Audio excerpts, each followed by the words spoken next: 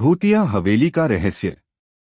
गांव के बाहरी इलाके में एक पुरानी और वीरान हवेली थी जिसे लोग भूतिया हवेली कहते थे। कहते हैं कि वहां रात के समय अजीब अजीब आवाजें सुनाई देती थीं, जैसे किसी के रोने और चीखने की। गांव के बड़े बुजुर्ग बताते थे कि इस हवेली में पहले एक रईस परिवार रहता था, लेकिन एक रात अचानक आग लगने से पूरा परिवार जलकर मर गया।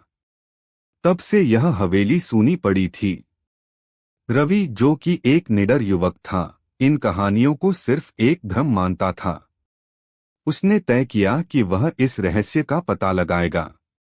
उसके दोस्तों ने उसे रोकने की बहुत कोशिश की, लेकिन रवि ने उनकी एक न सुनी। रवि ने एक चांदनी रात में अकेले हवेली में कदम रखा। हवेली की दीवारें दरारों से भरी हुई थीं और वहां हर चीज पर धूल जमी हुई थी। कमरे की खिड़कियां खुद ब खुद खड़खड़ाने लगीं।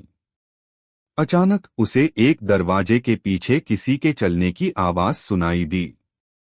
रवि ने अपनी टॉर्च जलाई और उस साये के पीछे चल पड़ा। साये ने उसे हवेली के तहखाने की ओर खींचा। तहखाने में एक पुराना आईना रखा हुआ था। जैसे ही रवि ने आईने में देखा, उसमें एक जली हुई औरत का चेहरा दिखाई दिया। वह औरत चीखते हुए रवि की ओर बढ़ी।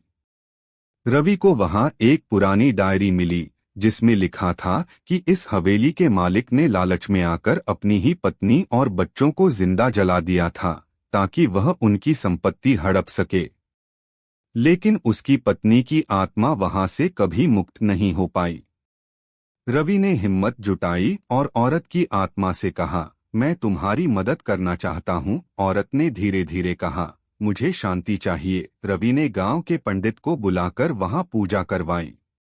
पूजा के बाद औरत की आत्मा ने रवि को धन्यवाद दिया और हमेशा के लिए हवेली से चली गई। उसके बाद से हवेली फिर कभी भूतिया नहीं रही, लेकिन गांव के लोग आज भी उस युवक की हिम्मत की कहानियां सुनाते हैं।